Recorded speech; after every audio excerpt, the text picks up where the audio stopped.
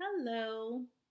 So it's been on my heart to do a three-quarter year check-in with myself and to share my story for anyone who enjoys it or can learn anything from my experience.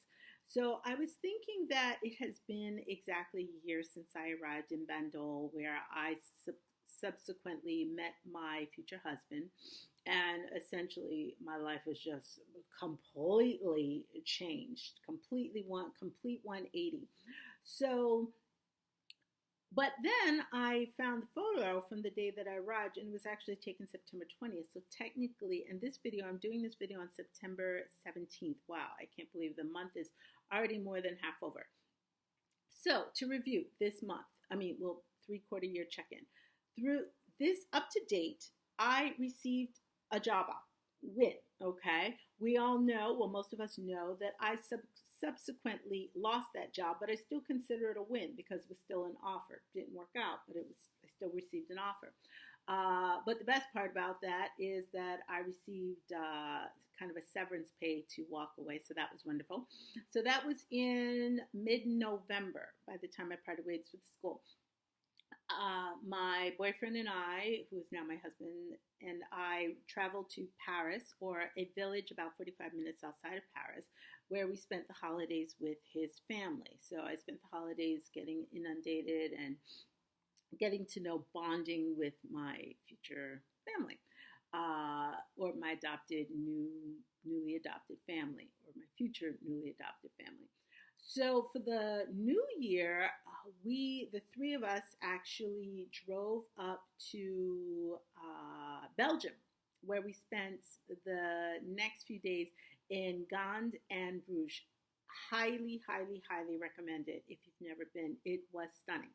So then after that, when we returned, I was just focused on improving my French. So I was working on improving my French, and I quickly realized that, just talking to my husband and watching TV, it was enough. Okay. So then after that, in the spring, I'm sure I'm skipping some things, but in the spring, late May, we decided, we got engaged. Late May is when we got engaged.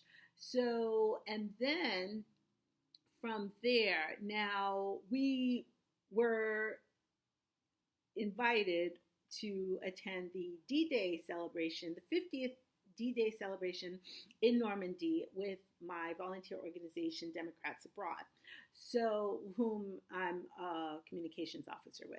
So we traveled to Normandy, and so we traveled to stay with his family, who lives about 45 minutes outside of Paris. So we traveled to Normandy for the celebration. It was very, very interesting. And then the very next day, because we were already up in Paris, I made arrangements to return to New York City. And I spent about 4 days in New York City, really just to take care of a few odds and ends on American soil, my hometown, collect a few documents and things of that nature. And then after that, of course, returned home, and we went to an open house with the ITER organization here in Manosque, where it's an international organization that harnesses the power of nuclear energy. Then after that, my husband and I hosted a luncheon here for my organization, Democrats Abroad, at our home.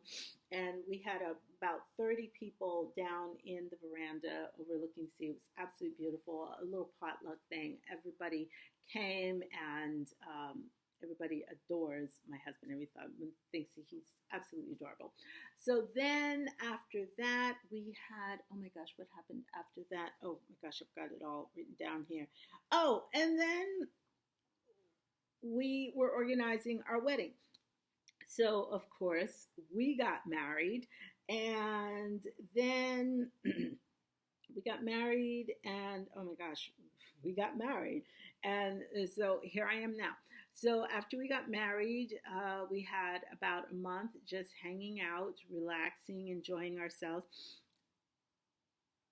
And yeah, I think think that's where we are today. So, yeah, that's where we are today.